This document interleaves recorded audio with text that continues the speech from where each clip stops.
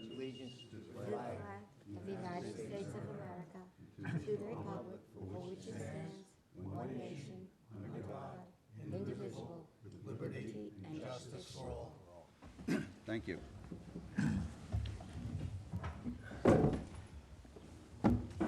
Arlene, can you please do roll call? Certainly. Francis Bach? Here. William Taylor? Here. John Aldred? Here. Brian Burns? Here. Del Cullum? Here. James Grimes? Yes. Rick Drew? Here. Susan McGraw-Keeber? Absent, and Susan Vorpal. Could Thank we you. just hold off for a minute? Would you call down? Because that camera's not moving. Until you didn't answer. the phone, right? So call him and let's You get want on to speak the- to him, or? No, just tell him. We're, Okay, I think there's a camera not moving. Thanks, in the back. that's, Facing the podium, possibly?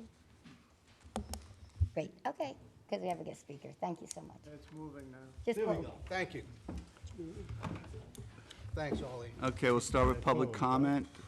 Gina Mulhern. Welcome. My name's Gina Mulhern Capiello, and this is my husband, Mark Capiello, and we are site coordinators for the New York State DEC Cornell Cooperative Extension Horseshoe Crab Network, and have been for the last 14 years. And I'm here to talk to you about horseshoe crabs and give you a lot of information on them. Hopefully, like it says in the first slide here, when you learn a little bit about them, you'll care about them. Horseshoe crabs are an evolutionary survivor that have remained relatively unchanged in appearance for 350 million years. They've been on Earth some 220 million years, longer than dinosaurs. The horseshoe crab is not actually a true crab, but a member of an ancient group of arthropods closely related to spiders and scorpions. There are 4 species of horseshoe crabs around the world, and only 1 in North America. Species in North America is the most abundant in the world and ranges on the Atlantic coast from Maine to the Yucatan Peninsula. Let's see if we get this going here. Oops, sorry. Uh-oh. Let's see if we can- Oh. Excuse me 1 second here. Our tech support's Don't, outside. don't be nervous. We know how to help you. You know, Rick does. it was think he's really working and good then at we- next. Yeah. With a mouse in my pocket. And Dell's probably pretty good at it. Ah, there we go. Oh, no, Okay. okay. Okay, back in business now. Okay, so, it's gonna be right. All right. Sorry about that, a little technical delay. Their body's divided into 3 sections, the first of which contains their mouth, a pair of feeding pincers, and 5 pairs of legs. Second body section is their abdomen, and it contains 5 sets of book gills, flap-like structures that allow the horseshoe crab to breathe underwater. They sometimes use those book gills to swim upside down, and they use their tail spike to steer and right themselves if they get turned upside down. Let's see here. We're gonna, hopefully I'll get better at this, sorry. There we go. Horseshoe crabs have several pairs of eyes, 2 large compound eyes on the prosoma, and are sensitive to polarized light and can magnify sunlight up to 10 times. A pair of simple eyes on the forward side of the prosoma can sense ultraviolet light from the moon. In addition to multiple eye spots are located under the prosoma, with more on the underside of the tail. Horseshoe crabs occasionally swim upside down and may have once used those eyes more than they do today. We could- Try that up arrow on the bottom one. We had it. There's a little toolbar up there. Just, There it is. if you want, I can kind of run it for you. All right, I'll give you That's where you want to the, be? yes, Or there? just before that back one. Okay, so here we go, now we're cooking. In late May and early June of each year, as the water warms to 55 degrees, the horseshoe crabs make their annual march to the sandy beaches of the bays. Under the full and new moons, the female will lay up to 90,000 eggs over a spawning period. Several different males will fertilize her eggs, which she buries about 4 inches deep in the sand. Between 4 and 30 days, the eggs hatch, and the horseshoe crab larvae swim mostly at night for 6 days and then settle into the intertidal flats near the beaches. There they begin their first molt 20 days after hatching. They'll spend the next 2 years there. Juvenile horseshoe crabs generally spend their first and second summer on the intertidal flats, feeding on the daytime low tide and then burrowing in the sand for the rest of the day. As they grow and move into deeper waters, molting a lot in the first 2 years as they grow bigger. Females will molt up to 17 times over 11 years before they reach sexual maturity and begin their annual migration back to the beaches to spawn. Next one. So what's the importance of horseshoe crabs to us? Of all the marine species, horseshoe crabs have contributed the most to medical and physiological research of any animal. Most of what we know about human vision was drawn from a 1967 Nobel Prize-winning scientist's work with cells found on the horseshoe crab's eyes. The Nobel Prize in Medicine in 1967 was awarded jointly to Granite, Hartland, and Wald for their discoveries concerning the primary physiological and chemical visual processes in the eyes. Next one. Each compound eye is composed of 1,000 receptors called ommatidia, complex structures consisting of upwards of 300 cells. Each ommatidium feeds into a single nerve fiber. The nerves are large and relatively accessible. This made it possible for electrophysiologists, the branch of physiology that studies the electrical properties of biological cells and tissues, to record the nervous system's response to light stimulation easy, and to observe visual phenomena such as lateral inhibition working at a cellular level. Lateral inhibition is the process in which photoreceptor cells aid the brain in perceiving contrast within an image, in other words, separating light from dark. Horseshoe crabs have copper-based blood. They're truly blue bloods. The blood protects them from infection and is probably one of the reasons for their long-term survival. Horseshoe crab blood is exquisitely sensitive to endotoxin and clots in its presence. When gram-negative bacteria like E. coli die, they shed endotoxins, which are everywhere, in water, in soil, and the human intestinal tract. Danger arises when high concentration of the potent poisons enter a person's spinal fluid or bloodstream, potentially causing fever, respiratory distress, septic shock, organ failure, and even death. As a result, injected drugs for people and their pets or implanted medical devices that come into contact with blood must be tested for endotoxin. Next. LAL, the assay made from horseshoe crab blood, ensures that millions of heart stents, pacemakers, joints, and cataract replacements, and radioactive tracers and PET scans, along with millions of doses of flu vaccine, insulin, and intravenously delivered antibiotics and chemotherapies are free of endotoxin. I mean, it's really amazing that this animal blood is the global standard for testing for endotoxin. So everything that touches our blood is tested on horseshoe crab blood. What's the importance of horseshoe crabs in nature? Horseshoe crab eggs and larvae are a seasonal food item of invertebrates and finfish. In the winter, our bay waters are clear. That's because the water's too cold to grow algae. Algae only begins to grow at a water temperature of 55 degrees Fahrenheit. That's why we eat oysters in our months. They grow fat eating algae during the warm water months and dormant when the water goes cold. Next one. From May through August, striped bass, white perch, American eel, killfish, silver perch, weakfish, kingfish, silverside, summer flounder, winter flounder eat the eggs and larvae of horseshoe crabs. Next one. What's going on here? Oh, this is, you may have gotten, it does look painful. Let's see where we go here. Okay. Yes, okay, there you are. Yes, that is LAL. The assay made from horseshoe crab blood ensures that millions, I think I just said that, excuse me. So, yeah, I think we need to go, yeah. That's amazing. Yeah, we're here, yeah, it is amazing, excuse me. Can they not do it over and over again? Replenish? They don't just bleed them once, do they? Well, they capture them, they bleed them, and then they put them back out into the wild. That's what I mean, they're not, And it you doesn't don't harm. bleed them until they die and then toss them in the What's the garbage. mortality rate Yeah, after they bleed them? And they also don't know, because the studies aren't there, because they're not tagged, that after they're bled, whether they can breed again, or how long it takes them to recover from the bleeding. But this is in a scientific lab. This is them bleeding for the LALSA. Now, 1 quart of that goes for $15,000. So, I mean, it's crazy, because when you think about it, what I said before, they're only in 2 places in the world. The Asian population has been overfished and is diminished, and so the whole world is relying on the East Coast horseshoe crab blood to test for endotoxins. Okay, so, Quick question. Whatever that quantity is there, a Yes. quart, a pint, well, I don't know, is that from one horseshoe crab?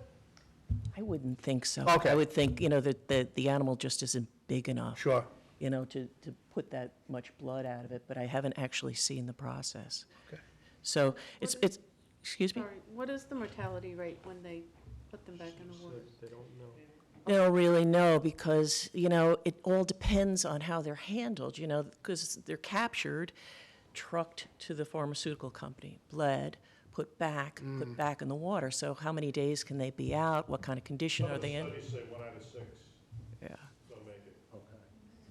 So they've done some sort of a preliminary, it's interesting because you Okay. think they would. There we If go. they wanna keep Let's the- see. They want to keep the population. I think another one forward. Okay, yeah, there we are. Now we're good. I might do better if I had my glasses on, too. Sorry about that. Okay, so anyways, horseshoe crabs represent up to 40% of the diet of loggerhead turtles, which are on the endangered species list. I mean, that's really sort of unbelievable, too. Okay, next one. Maintaining abundant stocks of adult horseshoe crabs may be an important component of ensuring a long-term survival of our fishing industry. Next one. So horseshoe crab eggs are the most abundant food item on the bay beaches during the migration of shorebirds. Early in the spring, few other worms and arthropods are available. Shorebirds require an enormous amount of energy input every day due to their high metabolic rates. Next one. In addition, shorebirds typically have high daily energy expenditures and are among the longest distant migrant animals in the world. The eggs of the horseshoe crab are tiny. Birds compensate for the low energy they get from the tiny eggs by consuming large quantities of the eggs. This gluttonous behavior is an absolute necessity given the short amount of time they have to refuel, and is facilitated by the sheer abundance of eggs and the ease in obtaining them and the rapidity in which they pass through the bird's digestive tract. So this picture was actually taken at Pikes Beach by me in 2008, so you can see it's a crazy year. It was the most horseshoe crabs I've ever seen. It's never been like that since then. Anyways, the next one is the stomach contents collected from sanderlings, ruddy turnstones, least sandpipers, semi-palmated sandpipers, dunlin, and red knots indicate that the horseshoe crab eggs represent the majority of food taken by these shorebirds. Horseshoe crab eggs comprise, on average, 60% of the total stomach contents. The birds increase body mass up to 70 to 80% while stopping by on our bays. So it's incredibly important. I mean, all the shorebirds are working their way through here. Okay, the next one there. This rate of weight gain is the highest recorded for any stopover site in the world and is considered to be the result of feeding on horseshoe crab eggs. And this was at Pikes as well. This was that same feeding vessel. It's crazy. Okay, the next one. The red knot, a russet-based shorebird about the size of a robin, makes a monumental 9,000-mile migration each way between Terra del Fuego, where most of the winter birds winter, and the Canadian Arctic, where they breed. The next one. Each red knot needs to eat about 400,000 pin-size eggs to gain the necessary weight. Multiplied by many thousands of birds, the astronomical figure was once easily supplied by Delaware Bay. Next one. In 1991, New Jersey beaches contained about 100,000 eggs per square yard. Recent studies show 5,000 or 6,000 eggs laid per square yard, and they are hardly enough to feed hungry shorebirds. Recently, we've begun to see the red knots at our bay beaches to find food. This is out at Pikes, and this was out on the spit. This is what a red knot looks like. So what's happening as Delaware Bay became depleted, the birds kept moving north to find food, so they ended up on our beaches. So what happened? Next one. In the early 1990s, fishermen took as many as 2 million horseshoe crabs each year to use as bait in eel and whelk traps. At the same time, biomedical companies were catching the animals to protect human health. Approximately 70 million endotoxin tests are performed each year, according to the industry. Companies making LAL bleed horseshoe crabs and then return them to the water. So what's the current stock status? The status of the stock is unknown, largely due to the lack of long-term data sets for commercial landings and stock abundance. However, in 2013, stock assessment update indicates horseshoe crab abundance has increased in the southeast, that's North Carolina through Florida, remains stable in the Delaware Bay region, that's New Jersey through coastal Virginia, and since 2007, Maine, New Hampshire, New Jersey, and Pennsylvania have not harvested any horseshoe crabs. New York, Massachusetts, Rhode Island, and Connecticut still harvest. Last landing figures for 2006 were 312,000 were regulated harvest, New York making up 167 of that number, 167,000 of that number, and these states continue to see a decrease in abundance. In October of 2017, assessments of regional populations of horseshoe crabs and evaluation of estimated mortality attributed to the biomedical use of horseshoe crabs for LAL production began. The assessment report and peer review are expected to be out shortly, so should have some more information on this, exactly where we're going. So next slide there. In New York State, in cooperation with the, oops, I think, keep going a little bit there. There we are. In New York State, in cooperation with the New York State DEC, the Cornell Cooperative Extension of Suffolk County has taken the lead in conducting stock assessments. For the last 15 years, Dr. Matt Scalfani, one of the leading research scientists in horseshoe crabs globally, has organized and led surveys at 30 sites around Long Island, which some of you participate in. Hundreds of volunteers, citizen scientists head out in the moonlight and collect data to acquire biological information on horseshoe crabs in the New York Marine District. Okay, you can put the next one there. At 30 sites around Long Island, there are over 600 volunteers. This volunteer group represents the largest by far working with the New York State DEC.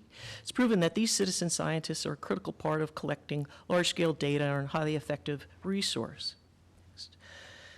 This is Mark there. The volunteers collect data on horseshoe crab spawning abundance, size, and sex. Next one.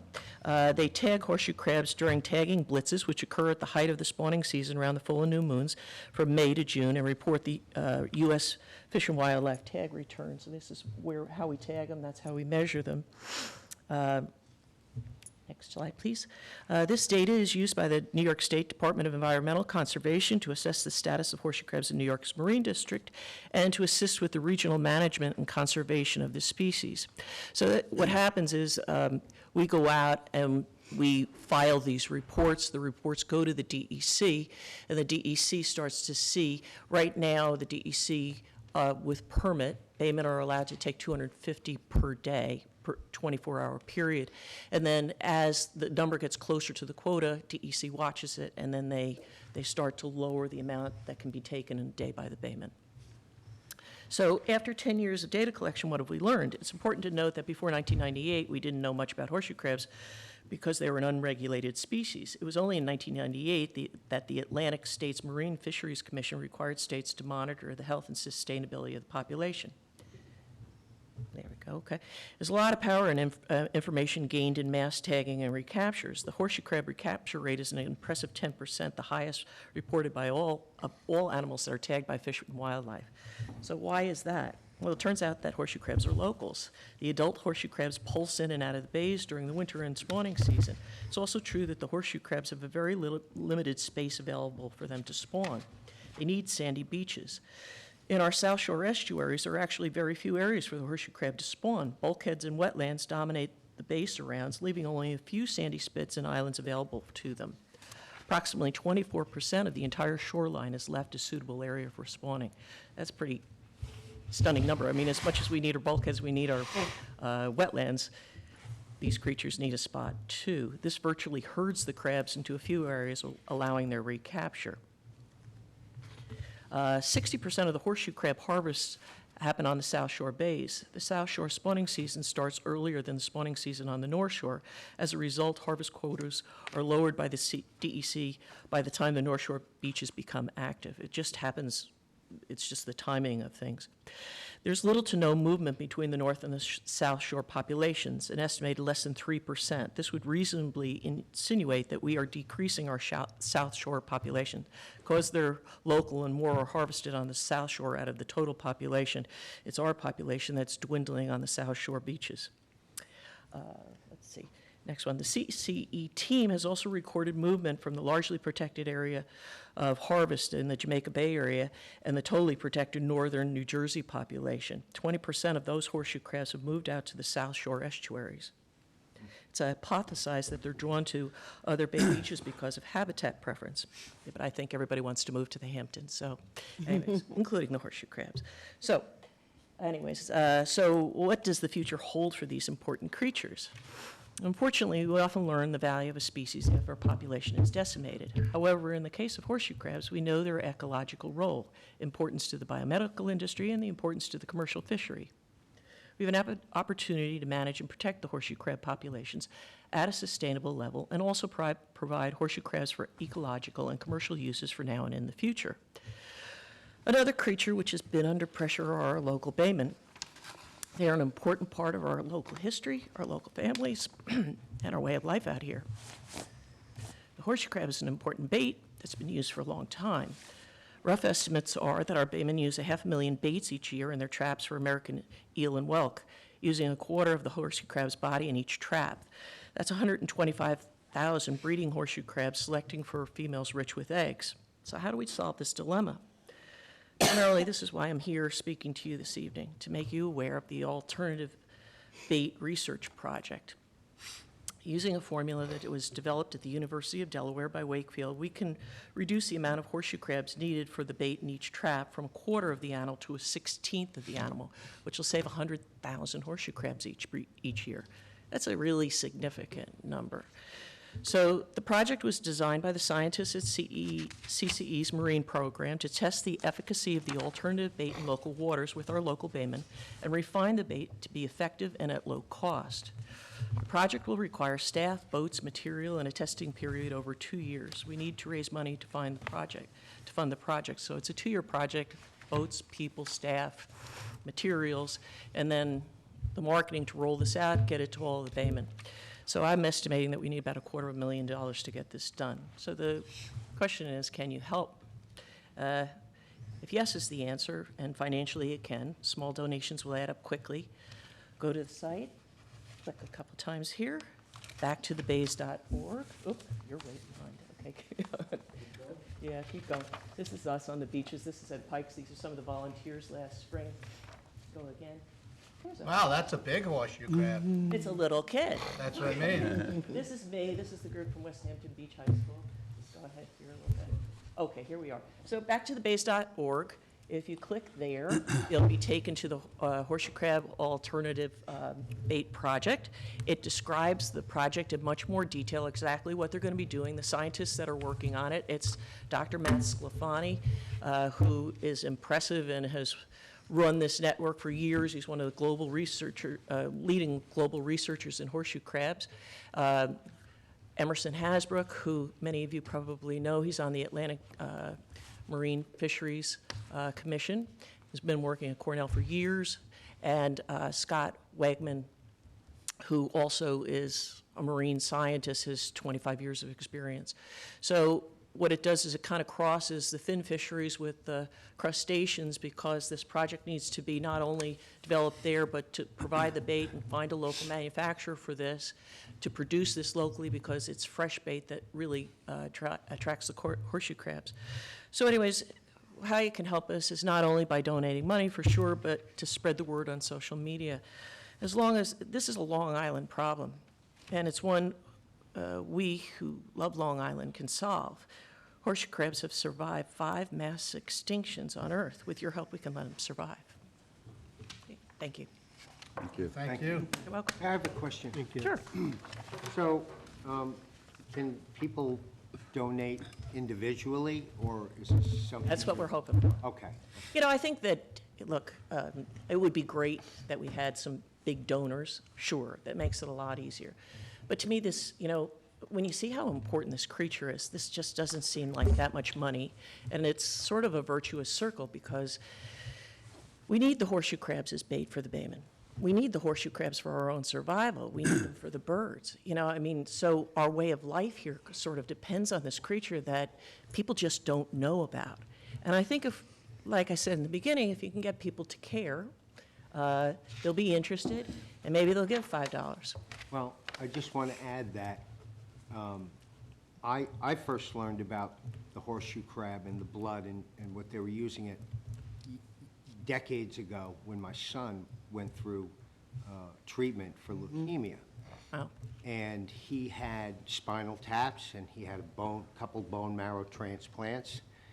And they explained to us that procedure, how, you know, they tested all the items that would be in contact with my son's blood, which leukemia is a blood cell disease, that it was very important that the horseshoe crab played an important role in my son's treatment.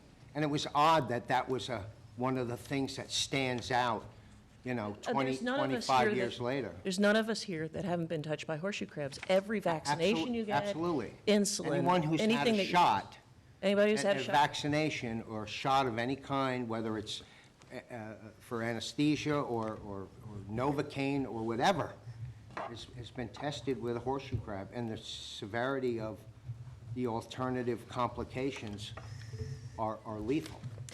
I think the other thing that's, you know, a big issue here is that it takes horseshoe crabs 11 years to come to sexual maturity. And with this kind of predation on them, it takes 11 years before you know what you've done. Like some of the pictures that you looked there were in 2008 at Pikes that I took, and it was teeming with horseshoe crabs. Mark and I were out there, and there's 20,000 horseshoe crabs, and the birds were crazy feeding on them. Wow. It's never been like that since. And now we go out there, we don't even hear a peep, of birds. And that's frightening to me. And it's actually my motivator for this because, you know, I'm physically watching this. And I really feel there's something that we can do about it, and it doesn't seem like it's so far away or unattainable. Yes? Can they be farmed? Well, you know, it's funny you should say that. We're looking into this. So in my search to solve the dilemma, one of the things that I came across is a project that Rutgers University is doing down in Cape May, and they started a couple of years ago. Basically what they're doing is they're taking the horseshoe crab eggs and they're developing them to a small size, and then, but it still is in a developmental stage. There are some concerns, and we have to work that out, but Matt Sclafani and Justin Bob, who's a PhD student, are there next week to look into exactly that and see what we can do with that. But you run into some problems because there's natural selection. Now, whether natural selection doesn't work when you're farming because you're scooping them up on the bays anyways, natural selection is sort of off the table, but you also have to be careful about contaminants and inbreeding, and, so there are a lot of questions to whether you can do that, but yes. Now, whether we look at to raise them to replenish the stocks or look at to raise them to make the bait, because you're still going to need 30,000 horseshoe crabs to, keep the baymen with the new formula to work. So, but it's a good point, and yeah, we're looking at it. So, Gina, has there been any work to try and duplicate the horseshoe crab blood artificially? yes. So that one of the prime users is taken out of the mix? One of the scientists at Eli Lilly just this year came out with an alternative, and Lilly's probably the first ones that are going to come out with it. But I've got to say, it'll probably take years to change because this is so inculcated into our, system now and global system. But this guy was not only a research scientist, he was also one of the horseshoe crab guys that was out in Delaware Bay, and he was so moved by what was going on, he went back to the lab and figured this out. So there is an alternative that's coming down the road. You can imagine how long you think the FDA could approve. Yeah, but you know what I mean? If you can approach the problem from two ends, you're reducing the pressure on the population from two locations. And now, at the count coordinator thing, they did mention that there appears to be some cyclical nature to the horseshoe crab, these high number breeding years that's related to, I think it was El Nino or that. You know, I don't think, because, Jim, that the studies, because it was unregulated until 1998, you don't have the You're luxury of speculating. time. Yeah. So you just really can't tell. Is it cyclical? Is it climate change? Is it overfishing? Is it overuse? Or is it all of them? You know, but, you know, can you take a chance? You know, this seems to me like the alternative bait seems to do exactly what you're saying, take pressure off the breeding population. Well, I'd like to raise a question to our board, and perhaps make a motion that we make a donation to this, to the amount of $500. That'd be great. That, All in favor? Aye. Oh, Hopefully, thank you very much. hopefully some of our viewers feel compelled to do the same. And, Gina, you sent out an email to some of us today who participate in the program, talking about some kind of postcards that can be. Well, what we're going to do, because it's Horseshoe Crab Month, you know, this is when everybody's out and spawning. I'm working, doing some PR with Cornell. We're going to do some press releases telling exactly the story. And then we've got some cards that talk about the horseshoe crab and why it's important, and with a QR, you know, the code on it that you can go back to the donate site. I'm also writing to all of the LAL medical producers to request money from them, as well as people at Northwell Help and LabCorp who have roots here on Long Island and use this material in most of their work, and hopefully by reaching to all these different resources, we'll be able to come up with money for the All Bait program. well, thanks for coming. Thank you very much. Bye. Thank you. Did you want to leave contact information, or people can contact our office to get in touch with you if they want to make a donation? That'd be great. Actually, the easiest way to do it is just that website that I gave you, John. It goes right to Cornell. Back All to the the base. donations go right into Cornell, and it gets designated right for the Horseshoe Crab Project. Okay, Thank you. great, thank you. Put it on our website. Yeah, we'll put a link. And we'd be helpful in trying to distribute that information that when you come up with it, those cards. Well, not only the cards, but I will have to you probably by the end of the week. I am not a social media person, sorry, I skipped over that whole, I just wanted to leave, and now I'm looking like a genius. But anyways, we're gonna have a postable with a donate link for anybody who wants to put this on their Facebook, their Twitter, their whatever, you know, so that we can get the message pyramided out through everybody's list. So I'll share that. Yes, I will do that. Do you guys have to take something with you, No, I have my, I got it. that little thing? I do. Can you put that on? Thank you. Thank you. Thank you very much. Okay. All right, next on the list, Kevin McAllister. Yeah, okay.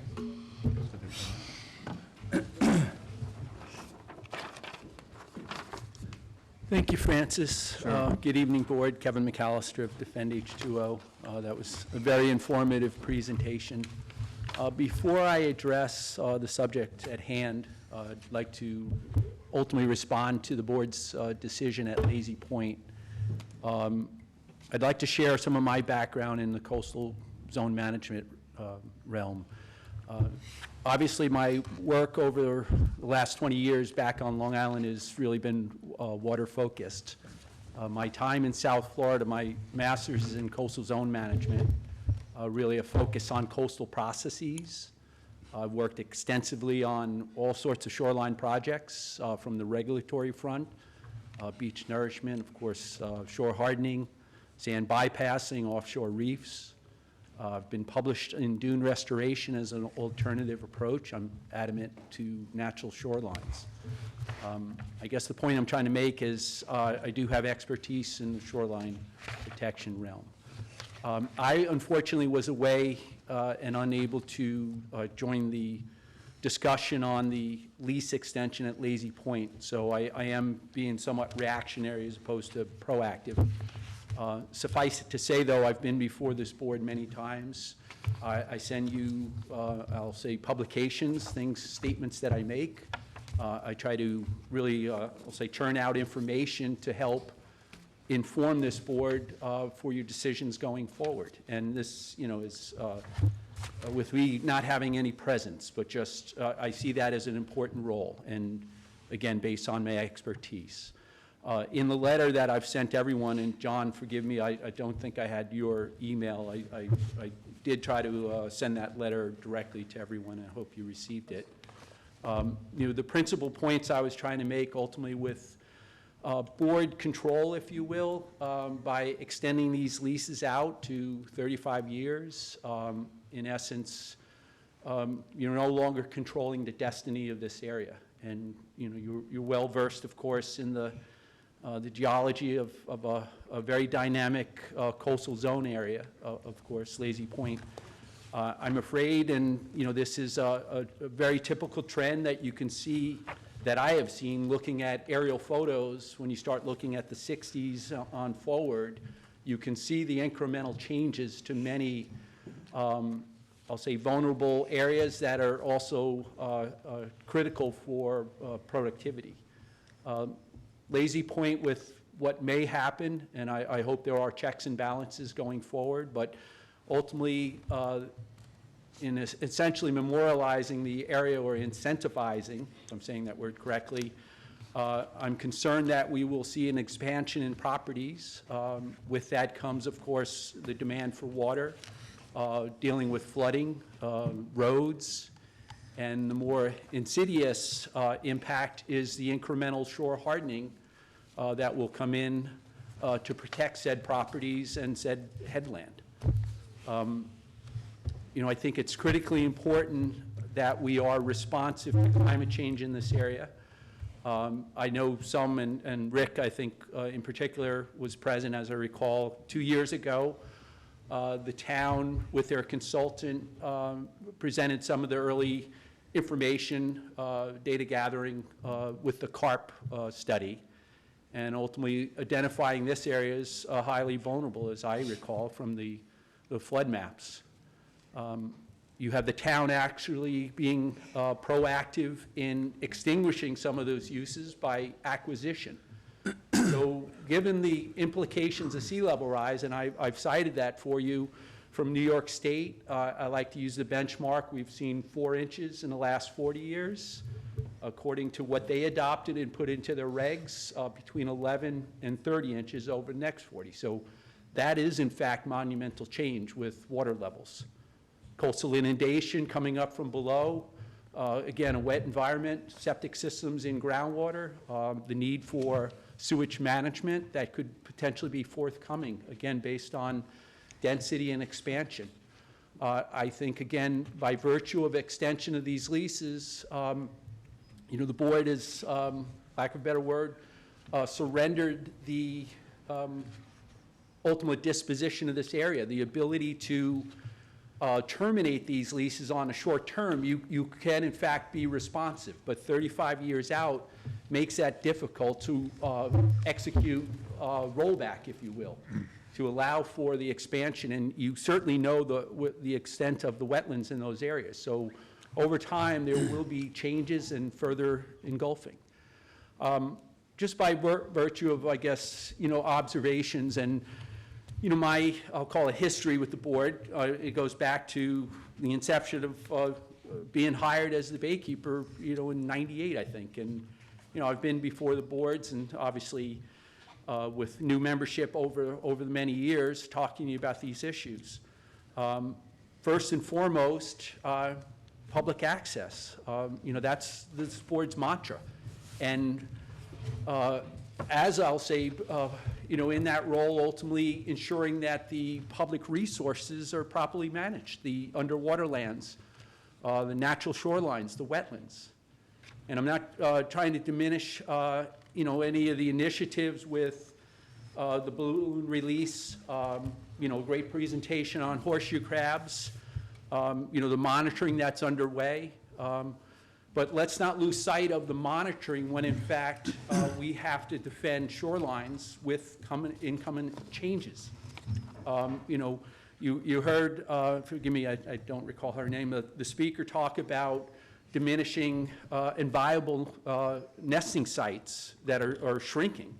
And I would submit that based on the number, the extent of shoreline hardening that I have witnessed in the entire Peconic estuary, nesting beaches are at a premium, and it's not to say that, again, incrementally, these walls won't come in. Relative to your jurisdiction, you know, in some cases, well, it's well beyond the mean high water. I ask you to think forward, look forward, and recognize that your decisions today can have serious implications, you know, decades out. And to not, I'll say, operate or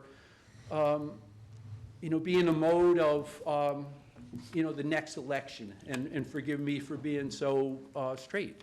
In other words, rather than behave as politicians, please behave as a board of coastal stewards, and that should be the priority.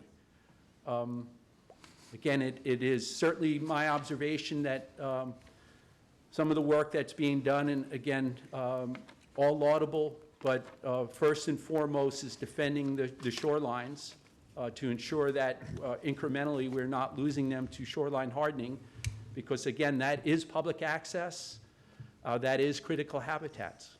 So I ask that you consider my comments in the vein that I deliver them, and that's really, you know, I'm trying to help. I'm trying to impart some understanding that I believe I have, and to help further your understanding, you know, so again, the decisions today are forward-looking for tomorrow and its resources, because again, principally that is the role of this board, and, you know, I'd like to see perhaps recalibration.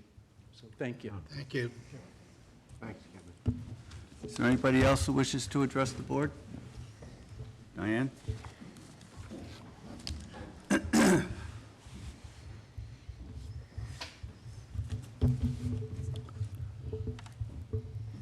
evening, Diane McNally.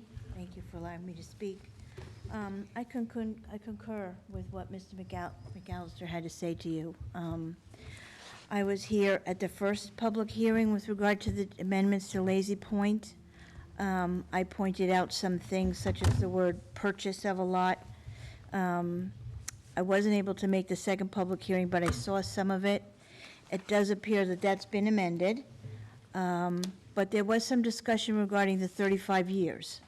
And that, you know, the first public hearing, there was a very lengthy discussion with Mr. Cornelia about if you start at 35 years now, and then someone purchases a home in 5 years, do they get the remainder of the 35 years, or do they start again, right?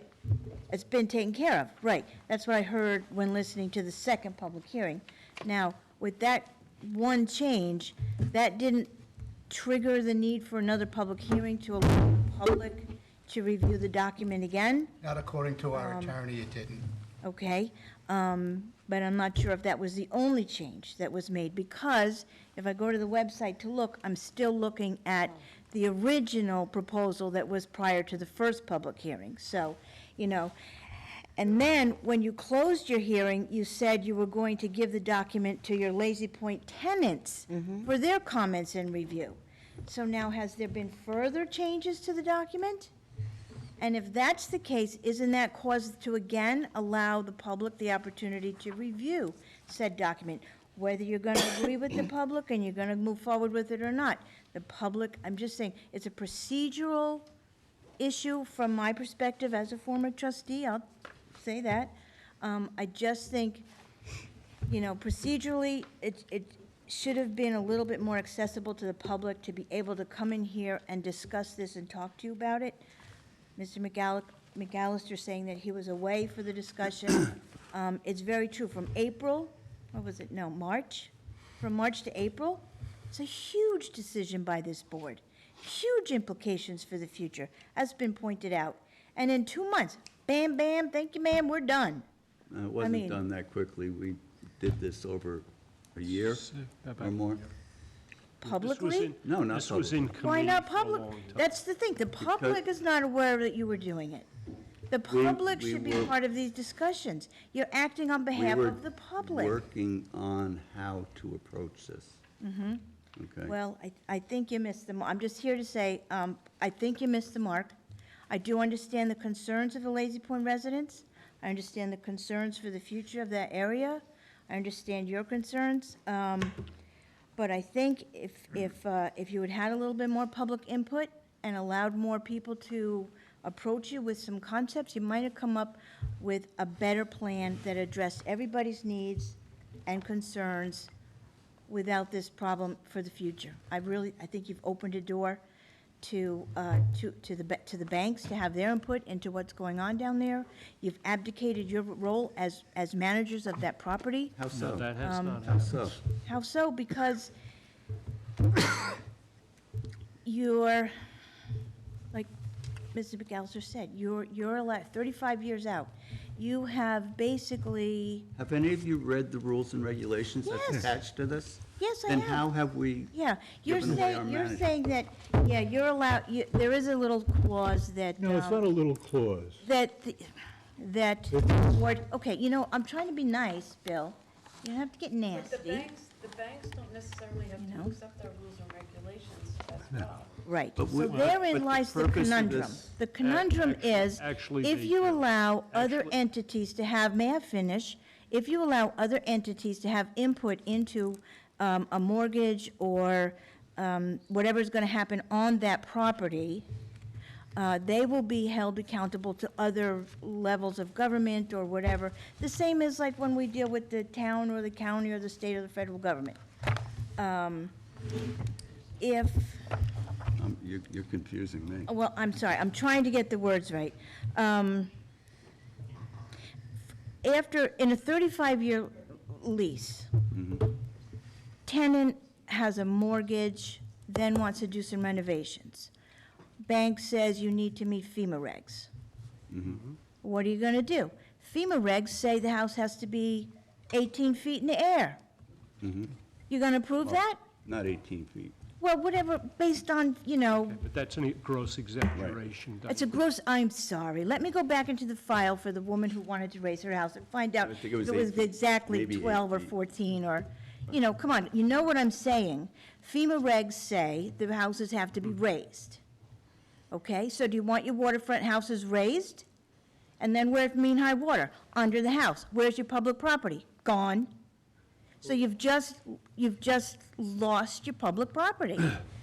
The implication is that you're going to allow, Please, you're trying to address the concerns of the homeowners for environmental reasons, things that are gonna happen. Things are gonna happen down there. There's no way to get around things it. are going to happen. The Yeah. trustees have the absolute right to approve or disapprove any application. That hasn't changed. Well, I would, yeah. And Diane, can I point out that the leases prior to this time guaranteed renewal every year as long as that tenant was in good standing, okay? What we have done here is we have taken what really was an infinite system, okay, and we've applied some term limits to it, okay? Because that annual lease, the way it was written, yes, it did afford the trustees a given control to enter these people's lives on an annual basis. Whether you think that's wrong or right, it doesn't matter. But the fact of the matter is, it did deprive any of these tenants the ability to secure any kind of financing. And what it did do is it put an undue burden on the people down there who were not the second homeowners, but who are living there, that their home was their primary residence. And consequently, that has an impact on the trustees' source of revenue. Okay, we considered all of that stuff in coming up with this, okay? And your comments regarding some bank coming in, and Susan, you've made the comments, and the fact of the matter, guys, here, if you have ever borrowed any money or gotten a mortgage from the bank, that institution, in a case like this, is going to have full access to the lease that they're loaning to, okay? So if they don't like the language in that lease and the trustee's role in that lease, they can opt out to engage in making that deal. So when you say that the bank is going to then impart some new rules of their own on, they may attempt to do that. But the fact of the matter is, if the bank isn't comfortable with the lease, the way it is written, they will refuse to loan on it. And as was mentioned by some members of the public, okay, not every bank is going to be willing to loan on this, okay? We did have discussions with several lending institutions. Some of them said no, that wasn't really their cup of tea. Some of them said they'd consider it, and some of them that do business with our own town. In fact, Susan, I think you have a 99-year lease where you live, okay? Routinely lends on something like that because for that bank or that institution, it is a secure. But my land isn't public land. Actually, My it land is. It was isn't- public my land. It is. My land isn't managed by the town trustees. It's owned by not the managed. Owned by the town taxpayers. Okay, But so that was it in a nutshell, Diane. the only thing I was that able this to answer document some of your changed is it gave these people who've been our long-term tenants security. It didn't change anything else. If, as Jim mentioned, it possibly shortened the term of their lease, but it gave them security. People deserve security. We have one in the audience who's been living there for 70 years. 70 years. That's 2 of these leases. And every year they've had to renew. Part-time. And the old system, Part-time residents for some of that. it doesn't matter. Well, They've then it's been not there the- 70 But then years. it's not the year-round residents that it's the year-round, year-round, long-term residents. What the old you system know. did in essence was require people to come in with $1 million plus in their pocket that they can drop down, and what they've been doing is turning it into nothing more than a cabana where they can come down, have their cocktails, watch the sunset, and go back to the other house. And I will agree with you that everything that the board has tried to do, at least throughout, my association with the board, the last 25, 30 years, with amendments to the leases, et cetera, rules and regs, has all been an attempt to try and satisfy the concerns of the lessees, address concerns for the environment, blah, blah, blah, blah, blah. Allowing for the rental of the homes was a big deal. Allowing for the lease of a portion of a lot to meet some zoning concerns for an addition or something, that was a big deal. But over the years, like you've mentioned, the way the homes are being transferred has led to a problem where your local It's a different person can't- demographic. Right. So that was something that, okay, the boards who were sitting here all those years didn't foresee that. So what I'm just saying now is that I think with a 35-year lease, there's going to be something that we have not foreseen that is going to cause a problem for this board in the future. One thing that we Or do for the foresee tenants. is the ability for somebody who can secure a mortgage to go down there and buy one of those houses. So you're giving them that opportunity, but in the Yes. same breath, you also know and have acknowledged that there are some banks that are not going to Correct, accept that. correct. Okay, We didn't set this Right. up so everybody can just get a mortgage. right, right. Yeah, you can only do so much. And Diane, I do want I to know. point out, I think it was under your tenure that you explored the idea of raising the rent stand there from, I think at the time, from $1,500 a year to $1,500 a month. Isn't that There correct? was a trustee at a table of 9 who threw out that concept, and in a heartbeat, everybody turned around and attacked the Board of Trustees for even considering that. And it was the point that, there are some people in this town that look at a number like $1,700. $1,700 a year to rent land there's people out there paying more than that per month. And that's where the concept came in. Not everybody understands the full concept of what's going on at Lazy Point. That they do have, they've put down a lot of money so far, many of them have been there so long, they probably own their houses outright, you know? So. Well, Diane, they had to own their house outright because there was no vehicle for them to finance that house.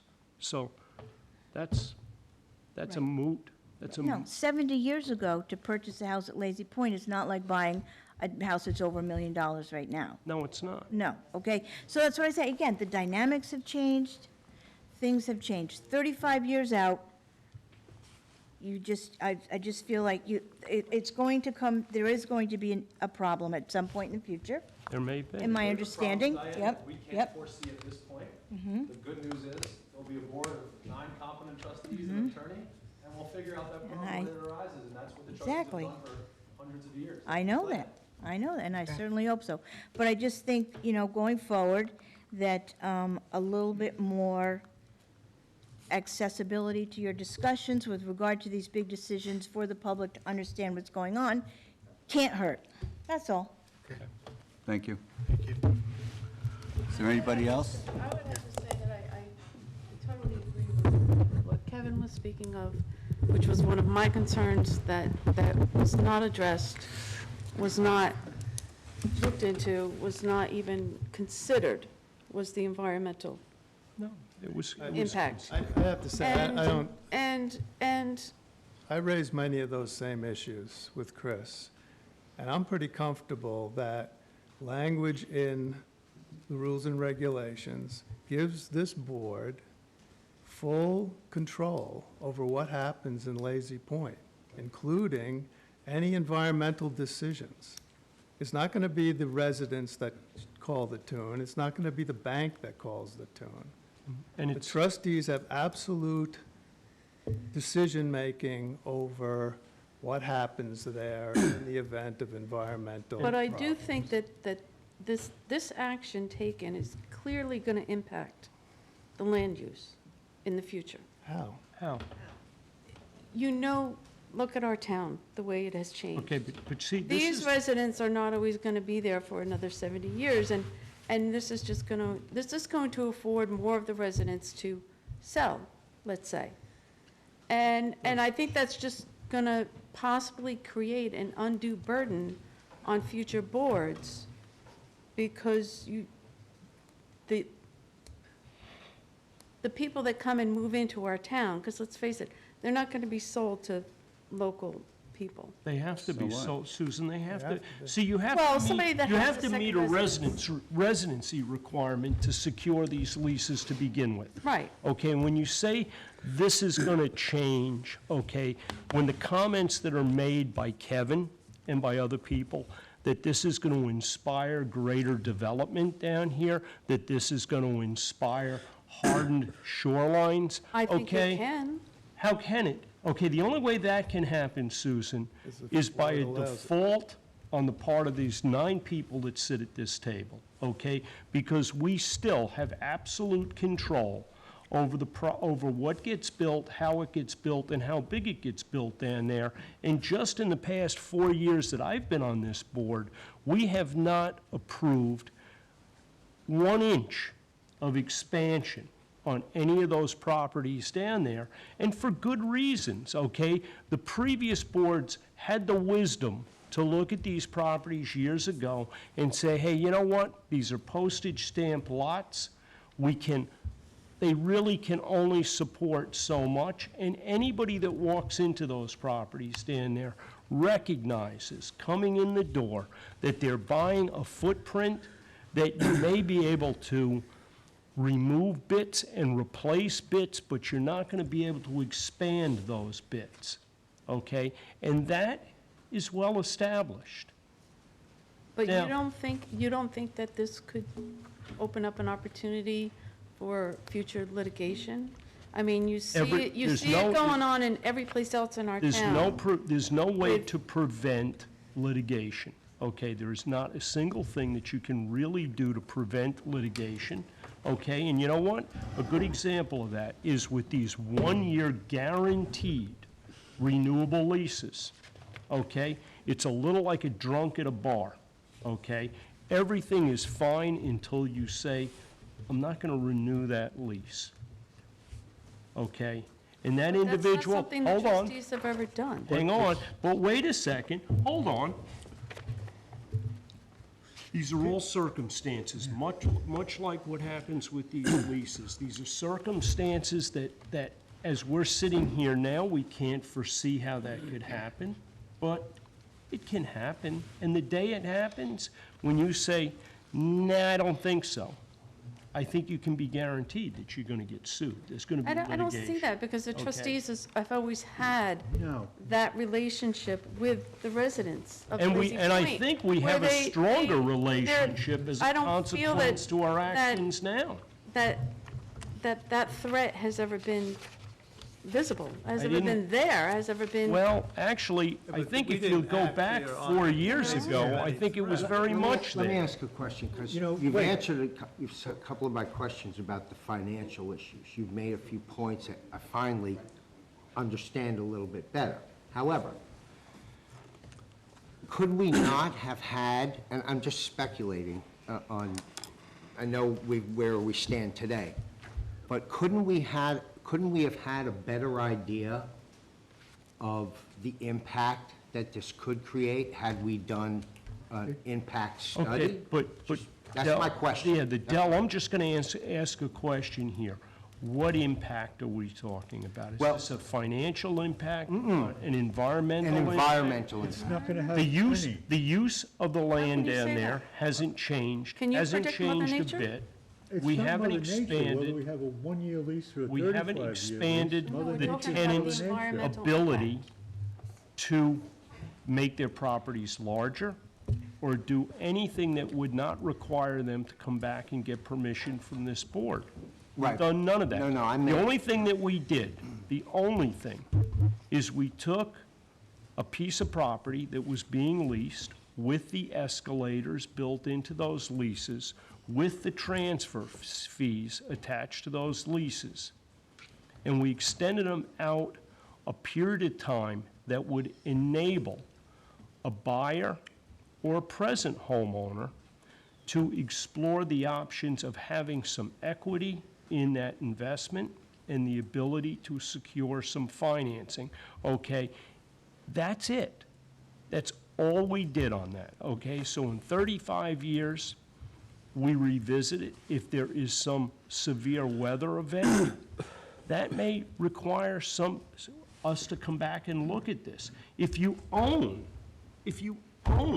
an oceanfront property, and that property is completely destroyed in a storm, you're in exactly the same dilemma. The one thing different between that homeowner and us is there is actually an additional layer of control there. Okay, on a waterfront or an oceanfront property, insurance company says, listen, I'll pay this out, and we're done. You're done on this, okay?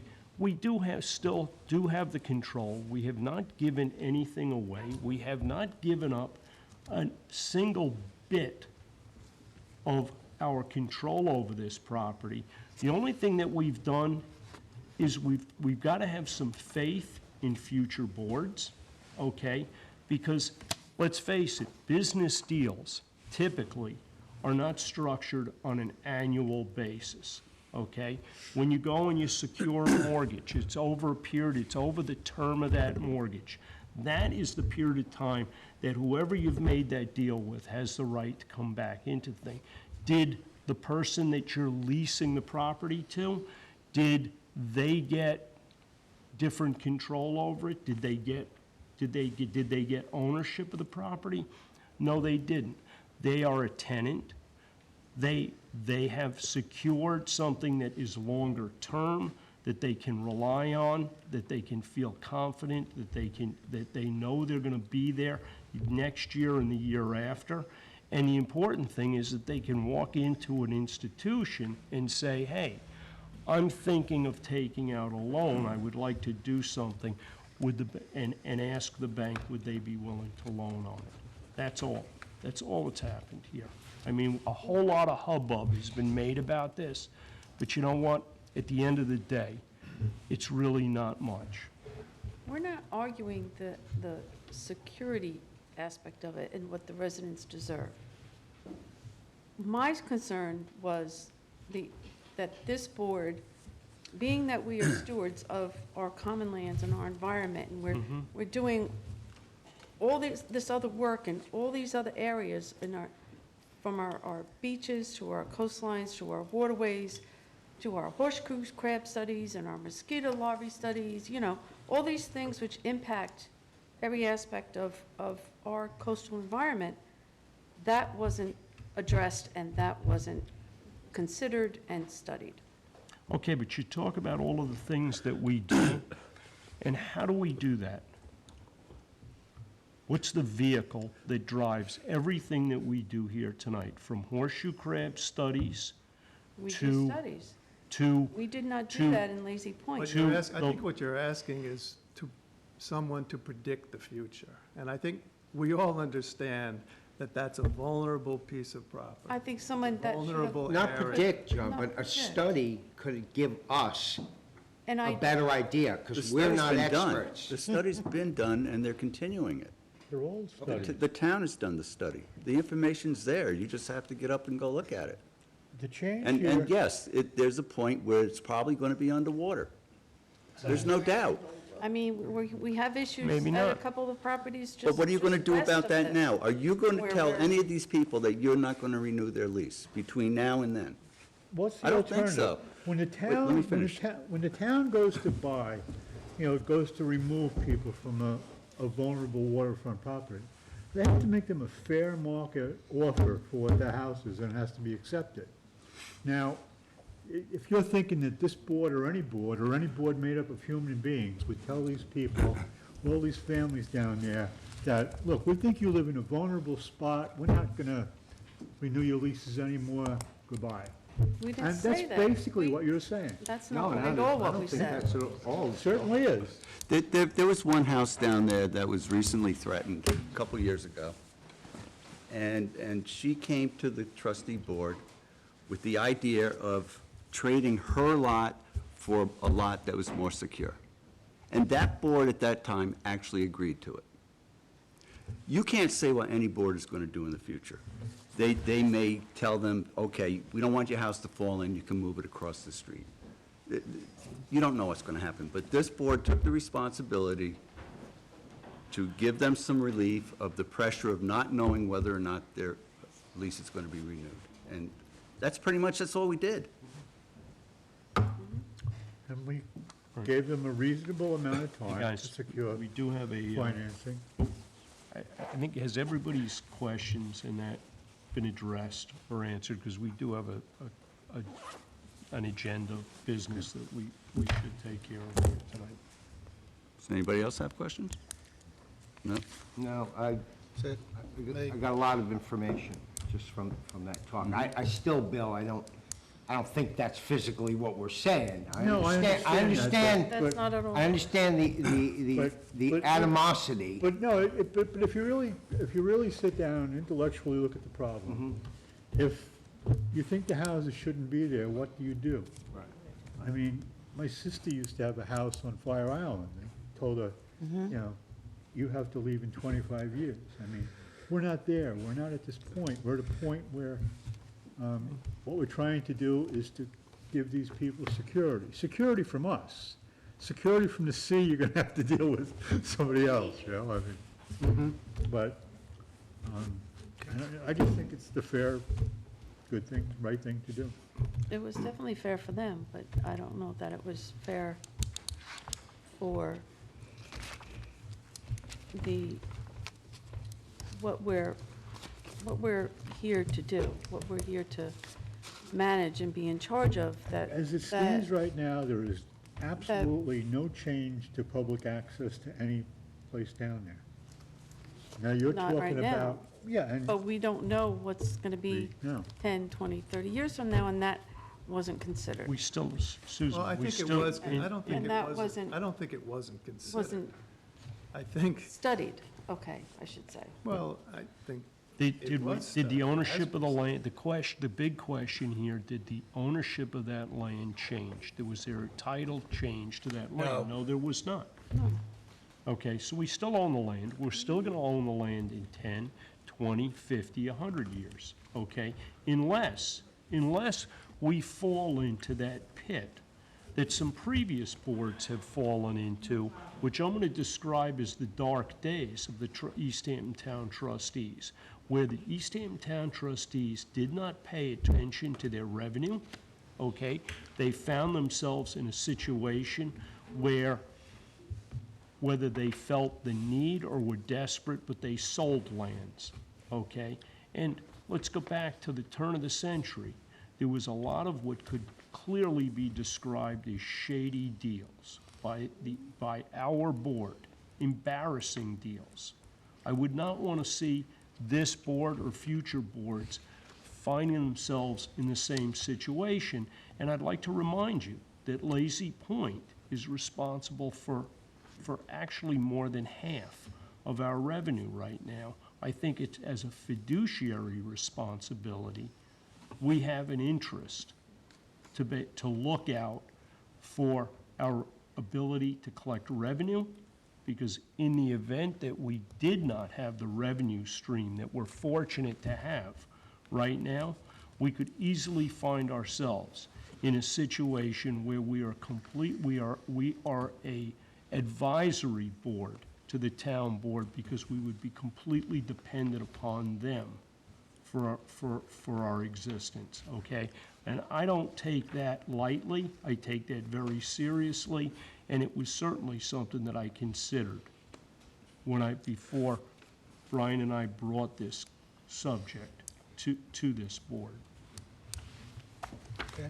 Are we ready to move on? I'd like to move on. Okay. Don't you have to vote on something tonight? No, No? not We had a tonight. discussion. We're not voting on anything tonight. You moved it at the last meeting, so the leaseholders. You'd have to come to the podium if you have something to say, please. Yes, sir. You know that better than anybody. I do, sir. I'm sorry. You've, no problem. You'll still say hi to me tomorrow? Of course.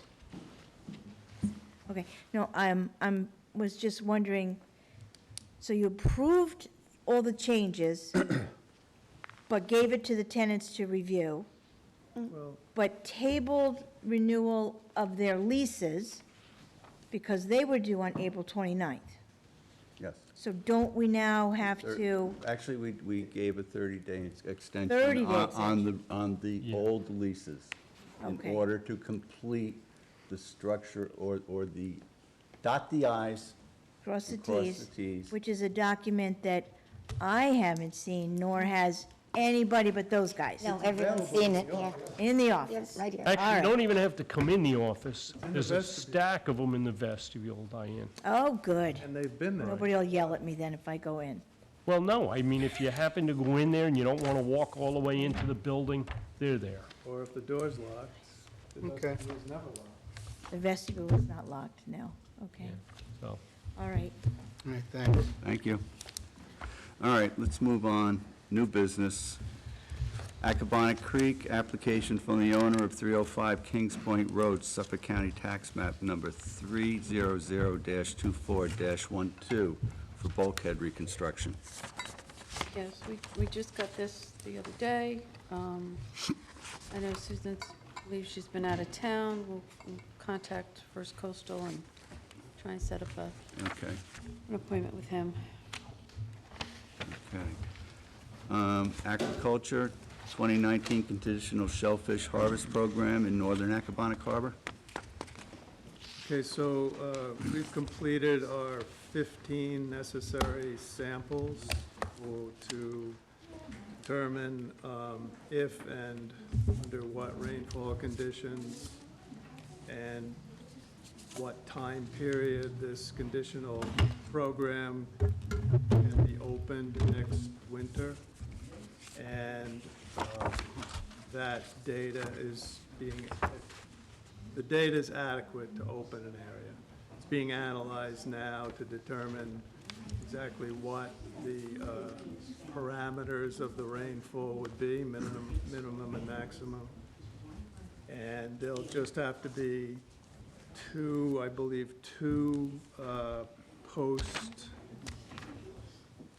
pre-programmed data points that are necessary to determine the opening date, whether it's December 1st or December 15th. Those will be done next November. But the program looks like it will be able to get underway next winter. John, you did an incredible amount of work on this thing. That was fun.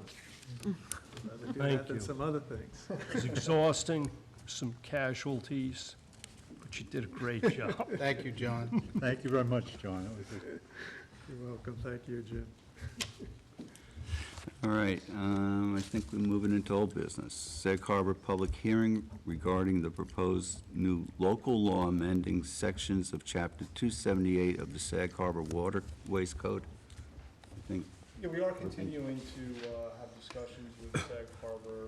I believe there is a meeting tomorrow night. I don't know if it's going to be a formal public hearing on this, but we are, I think Jim and I are planning to attend, and we'll be following up with our request for the rights of East Hampton residents to be represented in the waterways law. So we will be present, and we will give the board some feedback.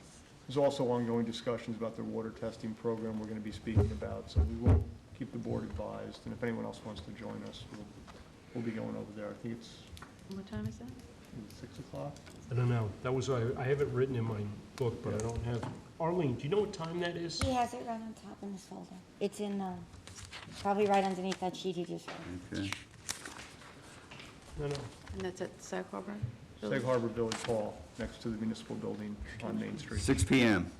at the municipal building, 55 Main Street, Sag Harbor. Great. Committee reports. Accompanic Hog Creek, we have the Clearwater Beach Property Owners Association, Suffolk County Tax Map Number 300-23-3-1, application for 2019 to 2020 maintenance dredging. Closeout permit, HC 1-18 for maintenance dredging of 2018 and 2019. Anybody been down there, or do we? This is another one, we'll have to set up a time to visit. And I haven't been down there since they were doing the dredging last year. At one point, I went down there and was watching that one day, but I haven't been down there since. So we'll How make a long, visit. Arlene, how long have we been sitting on this?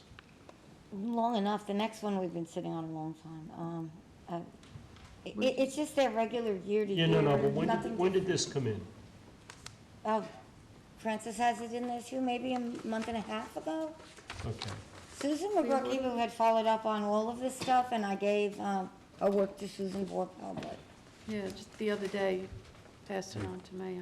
I hadn't seen it. Okay. this is all pretty routine. The things I know there, it's if you want to routine, but look it's through nice, them. it's nice if we can deal with this kind of work in a timely fashion. Francis has the whole paperwork in there, clipped together, everything, pictures. Yeah, I don't know that Susan had contacted them as of yet. She was going to contact them and set up a, No, she was site unexpectedly visit. called away. yeah. They're not dredging So I till the don't know if fall. she- Let's I'm told. table that. Okay, so let's get this closed out as soon as possible. Okay, the other one is the Clearwater Beach Property Owners Association. It's the same thing, This is for bulkhead right? Yeah. We were waiting for reconstruction. the as-built. They delivered it to the office with the before and after photos. I gave it to Susan on Thursday. Yeah. it was done. In general, the bulkhead in there looks really nice. Yeah, A it nice was all improvement. complete, just pending the as-built. All right, Georgia Pond, 17 Cove Hollow Farm Road, Suffolk County Tax Maps 300-12-10.6, for application for Phragmite removal. Well, this is a little more than just Phragmites removal. There were some issues on this property in some of the upland portions that the scenic easement was violated. I believe they're very close to basically solving all of those issues, and I spoke to the applicant's agent today, and asked him if he wanted to have this come up for a vote tonight. He said he really felt it might be better to bring this up perhaps at our next meeting. There are a couple of other things over in Georgia that are coming up. One is, we have some of these permits that are out there that, Phragmites excavation permits, that the excavation work was done last fall, but the actual replanting and stuff has not occurred yet. I talked to both of the outstanding ones right now. They're both coming close. I think probably by early June, they're both going to be planted. I spoke to the agent for my wife, really likes it. Again, that's work that was approved by us that has not been started. I made sure that they understand that they got to give us a notice of commencement on the other work that's going on there.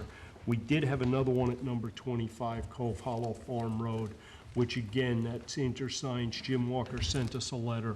They're still in negotiations with the village over some of the upland work, and as a courtesy to the village, I'd like to hold off on voting on that until they've had a chance to basically settle things there. Jim, I think it's worthy to point out that the village has been a pretty good partner. Yeah. An upland partner with the buffers and trying to get some standards in place. Well, and the lines of communication have been very good in terms of, us getting to them getting back to us, and having some discussions. That it? That's it. Okay. Lazy Point, request to close out trustee permit, Nat Peak number 318. Okay. This, again, it's very similar to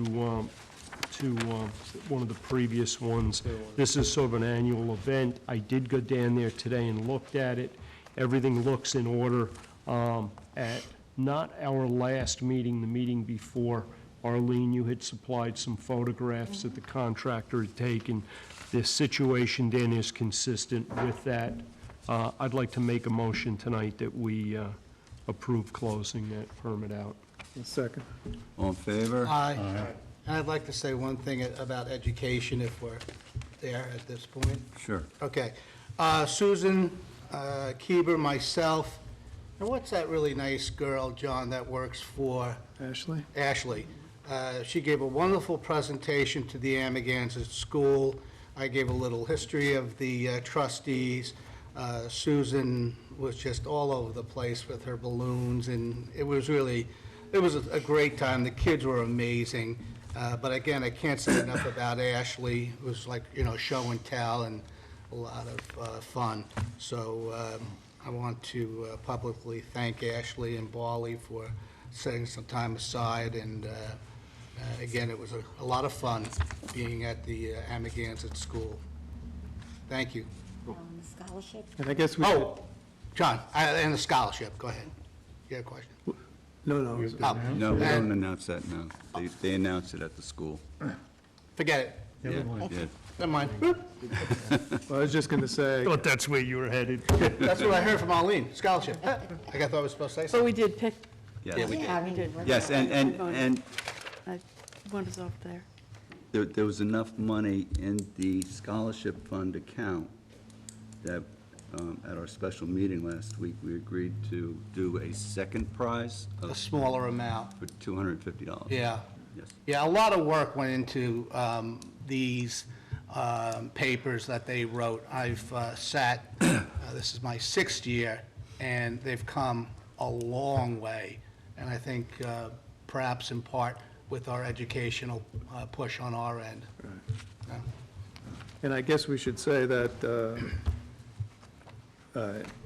Francis and Bill and I spelled Susan again at the street fair this weekend on the trustee booth, and sold some T-shirts and aprons and hats. Brought in another $300 or so to the scholarship fund. Good money. It's a nice day. I've got two things to bring up from two committee I'm not on the beach committee, but I just wanted to know if anybody wanted to discuss or had any comments about the article that was written in the Independent with Jerry Larson speaking about the rules and regulations at the village beaches.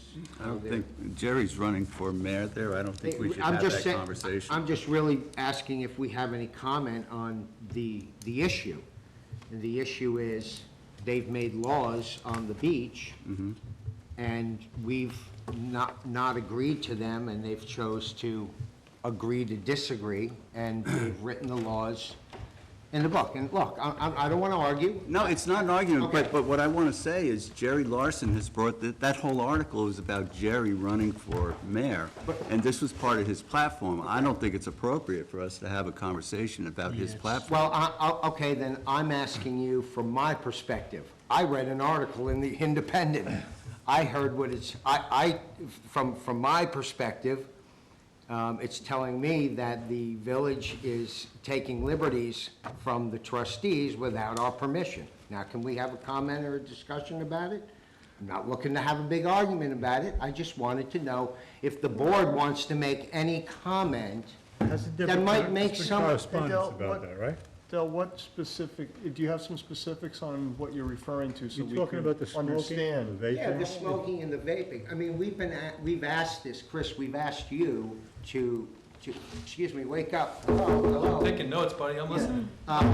We've been asking you this for quite a while, and we just a month ago asked you if you had an update, and we still haven't gotten any information. And again, all we're asking is for some information. We're I'm not happy to looking- get involved, Del. I would say that you and maybe Susan don't reach out to me. The rest of the trustees will come to me, we'll have a meeting, we can talk on the phone. We can did address have, this we stuff. did have a So, meeting. We did sit down and talk. We well, did have we'd be happy to we look had a into this phone for you. conversation. And I did send you an email, We've which sent you responded emails. to and said you were gonna look into it and get back to us. That was in Okay, February. what are you asking of him?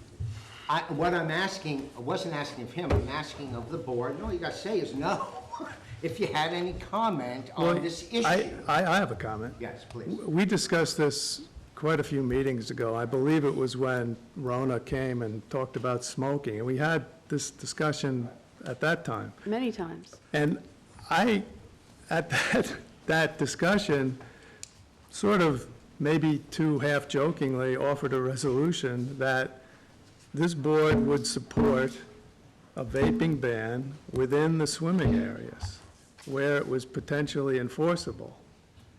And I'll be willing to offer that resolution again. And that, I think we all kind of felt, well, I don't want to speak for anybody else, but I got the impression that we felt that was a reasonable approach for this board to take, was to agree to a vaping, smoking ban within Well, that the that would've been confines great, of the and that sounds road like a ends. great way of approaching this. However, when we brought the subject up to the village, actually, they asked us for permission.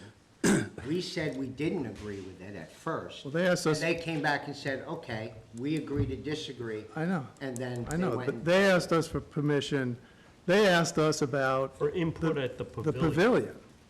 And we said, hey, It's your it's not our pavilion. pavilion, Your pavilion. but if you're talking about the beach, that's a different story. And- We didn't, but we it's didn't on the render beach. any decision on The that. law has been written on. I know it has. Right, and they're claiming that they had the right to do that based on some New York State Horsepower. health. Right. No, New York State health law. Right. Okay. And you know And what? and that's when we asked Chris again to please look into that and give us a more detailed explanation on what that kind of means. Because basically, we didn't want that to come up for other things that maybe we don't agree. I mean, quite frankly, I heard they're going for the dogs next. I heard they're gonna ban dogs from the village beaches. Quite frankly, I'm still not convinced they own the beaches. Well, they They don't. don't own the beaches, Right. and I they know, they well, that's what I concur. was That's not a matter of getting concur. convinced. Well, my offer stands. But Jim, wait a minute. If they don't own the beaches, why are they claiming to own the beaches on their website and their brochure material? Because that's just old, And at the beach old head. material And that's what that you said hasn't been last time. updated. Can't we It's correct true. that? We Or- can't, or- they have to. Or, is But that we- okay? can't Can we- we tell them to do it? Or is it We okay? can- Because if it's You acceptable. can't tell them to do it, you can ask them Well, to do it. Okay, It's their website, but it's our beach. yeah? So what I want to know is it okay if I claim ownership of part of the beach? Is that okay? And I can act as if I have ownership of the beach? How are you gonna come at me? The same way you react to the village? You Or is can't this create different? law. I don't plan on creating Yeah, law. no, but village law and town law give municipalities the right to exercise police powers on adjoining beaches.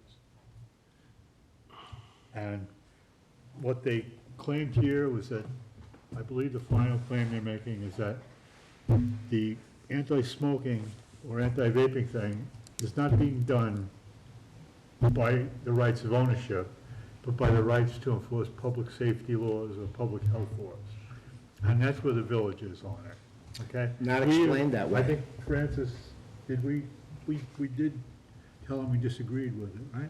Yes, With the I've had provisions that- verbal Yes, discussion. and their response on TV was, well, then we'll just agree to disagree, go ahead and put it on the record. Well, they did not put it, That was one member's response. yeah. That Right, was one member's response. right, that was the mayor's response. I think it my wasn't- motion is Yeah, it out was. I there. If watched we it. want to make a motion and pass a motion and tell the village, this is how we Okay, feel. if that's what you're gonna do, then I think you need to, I don't know if it's a good idea or a bad idea, you but need to write it up and Bring it to the next meeting. bring it to the We'll next do it the meeting. next meeting. But they're also, I understand they're now charging permitting fees on our beaches. They're collecting, what is it? If you're not a village resident, it's a $500 fee to have a event on the beach? No, No, on for the the permit. beach. So they're Event? charging, they're collecting monies on our beaches So is the town, for events. so is the town.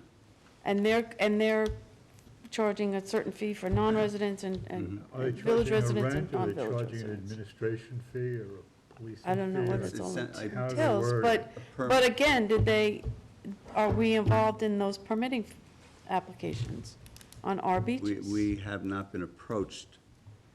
And to why, take part in okay, those permitting why aren't, applications. well, why aren't we if those are This is a our recent beaches? development. I just think it's something maybe we should get a little more involved in, since the beaches seem to be one of our most important elements of our, You also forget that the village government is managing those properties of ours free of charge. And I think there's some consideration that has to go towards that. you mean the beaches? Yes. Okay. Yeah. What- They're policing the beaches, they're putting the lifeguards on the beaches. They're cleaning the beaches, cleaning the whether you beaches. agree or Oh, not. I know they are, I know they are. So, The lifeguards do a great job, so we're not doing any of that. And there are beaches. but we could. Really? With Well, we what? do it for the town. With what? Well, I mean, volunteers do it, not we as a body. I've never seen any of you out on the beach, actually. But what does that have to do with managing the beaches? What's there to manage? I just told you, I went through a list. No, I'm just saying, but I'm There are- saying, what's there that, are what lifeguards, can't there we are do? police, But there's what can't we cleaning. do? We can't hire lifeguards. We can't Well, we- hire lifeguards, we Well, we can't hire could, police. but why would we want to? We wouldn't have It's- the money to do it. The question is absurd as far as I'm concerned. So, is it worth having a Actually, meeting with hey, somebody guys, from the being village? that we are talking about beaches, Del, at the last meeting, you brought up about the deer that got Yes. hung up in the fence at Yes. 199. I did go by there today, in fact, actually Saturday, I went to both, I don't know whether we want to pass these around. This past Saturday? This past Saturday, I was standing there because I told you I'd stop by there. And there is fencing. It's not what we had asked for. I have contacted the village and the client regarding it. It's a good example of what not to do with your beach fencing. In the minutes from the last meeting, you described that the beach was very narrow, which it was narrower back then, but there's generous amount of beach there. There was no reason they couldn't have done the zigzag fencing that we asked for. The fencing actually looks more like it's just there to keep people out than anything else, and it's really kind of a poor installation. And who did the installation? Pardon me? Who did the installation? I'm gonna have to assume that it was either the builder on the property or the contractor. I did call the agent today. I think it was the landscapers. They were kind of working on it when I. Okay, well, the contractor, the landscapers, the contract for the revetment work that was done there, and anything else attached to it, the contractor of record, you know, is on their permits. And I don't know whether he did this work or not. He certainly has to take responsibility for it. In either case, it's being addressed. Now, 199, just a little ways down the beach from that, did a really nice job of installing their zigzag fencing. And they were both done just about almost within a couple of days of each other. And it's really interesting to see how, when you do it right, how well it works. Because the other property has already accumulated about 8 inches of sand on the fences. And how long? That was done roughly about 40 days ago. Wow. So, you know, where the one at 199 has accumulated nothing, Well, half of the fence has fallen down. Clearly, they're marking their property line. Yeah. with it. Nothing more than that. Yeah. That's what it looked like. But that didn't meet the specifications. Actually, it of a was, permit. actually, it was all up at the time. No, we don't have anything to do with what happened on the 2 side yards. I got a call into the village on that, but, you know, Sorry. we'll address it. 199 actually looks really nice. I would have hoped that they would have actually expanded some of their planting. You know, everybody just kind of stopped right at their property line. And, you know, usually when you do those, you kind of wrap your planting around. But there was a really big difference between one property and the other. Lastly, if I can go to the Roads Committee. Okay, I'm sorry this took so long, and I'm actually don't have the best news for you. Everything looks good, but when I said, where's the other 5? The guy said, oh, we only thought you said 1. And he only gave me 1. Now, he's gonna rattle off as many as we need tomorrow when I tell him. How many do we need? And are these okay? They look great. They're weatherproof, Yeah, really they're nice. sturdy, They look great. and they'll take a screw. So, how many do you think? No, what's the material? It's a PVC, I believe, if I'm not mistaken. It's a good thing Susan's not here. Well, there really wasn't much of a choice. Somebody's sitting in her seat. I think we should get a dozen of them, because people do shoot them Yeah. and damage them. I mean, I hate to say that, but, Oh, But we You have know. more kayak racks than that, don't we? Yeah, it's not bad. well, you don't put one on each kayak rack per se. You typically put it on, One in the area. you know, The one on middle each, one? the one on each end. Oh, okay. But, you know, I think we should alternate them at minimum. Alternate racks. by way of a post, No, you just, they screw it to the, to the post. yeah. Yeah, so Does a dozen sound okay? Yeah, I think it should be on every one. Yeah, I'm fine with that, too. I'd get extras because you know what's gonna happen. How many are there total? Do we have a number? I don't know, just at Last Point alone, there's, I think, 5 or 6. No kidding. couple dozen And at then you least. got some over at And Gerard yes. Park. All right, I've Just got a do couple over there, dozen. right? 3 over. All right? 3? 2 or 3. All right, I'll get a couple dozen minus Couple that. dozen, yeah. The next thing I had done, and this I did only get 1 because I wanted to get approval, and these would be for the Trustee Roads. Now, I'm not sure, Rick, if you wanted them a little bigger, if you thought them bigger, you said about a small plate size. yeah. I thought this really came out nice. I don't think it'll overwhelm a sign, and I don't think it'll underwhelm a sign. Now, where are they gonna get mounted? Again, you know, depending on the sign. Some of them are white posts, some of them are regular signs, It so, might be a 4x4 that's installed into the, Oh, you want to attach them to the road sign itself? possibly. Or the trees. that, You know, some roads right now don't have any signs, but they get high traffic. Think like a You know, foot or like two Barcelona. off the It's bottom. an enormous amount of traffic. See, I thought they were gonna State is fix to actually the close to signs, or the- maybe share a post, like be able Yeah, to put 'em on mount the same below. sign, like, But Rick had mentioned that he wanted it, maybe perhaps we might want them on its own separate post that would only stand not so high as an average sign, but a standard size that would sit next to the street sign. The only question I Well, if you have got is a if that's on a 3.5 inch, 4x4, 3.5 inches, it's gonna be, It's overhanging. it's gonna be close. overhanging, that's overhang. gonna get broken off. Well, again, that's why I had it with this tough material rather than foam board or If you put them whatever. about 2 foot off the ground, they might, I actually originally really be was seen? looking at a decal size. or right So it below, wouldn't right overhang. below Like this the time of the letter. year. I agreed when you overcoat, said know, nobody's the- gonna see Right it. below the last. And you wanna see Yeah, I it. think that's a good size. I think this is probably the right size. Yeah. Yeah. So again, If it Put 'em were on top attached of to the the sign? street we don't sign know itself, how many. The street signs all That 4 should by 4s. hold I it. think it'll vary. They're It'll vary. plastic, I think they might be bigger than 4 by. The street signs are 4 by 4. You could do something like that and just, instead of it being round, it be rectangular Right. and have it conform. But are You know they what's- are they all then- I don't know. 4x4 signs? I don't know. If it conforms within that 4 by 4 field, it's gonna be less prone to damage and somebody But if knocking that them was the off. case, why then not just get decals?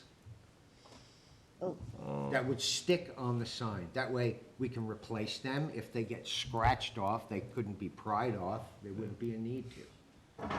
I do like, I gotta need tell a you, new I do like, I do like like that. I like that too. So, We could, Because would you get that design on a? look, this is still a process in length, so we could start with that and see Yeah. what happens. I like it. Get broken off They look good. instantaneously, we haven't bought a All right, whole bunch. since this is a slow pace procedure anyway, how about I just order a dozen of these? We'll keep them at the office. The design will be on record. Deploy a You order few. more, you order more, and when we start learning new roads, we just get more signs. Did you get them locally?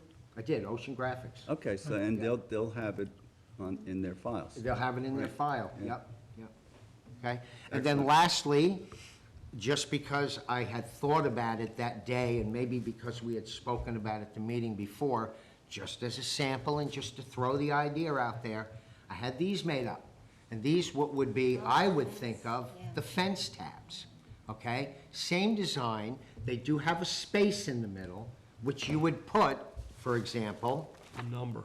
the number.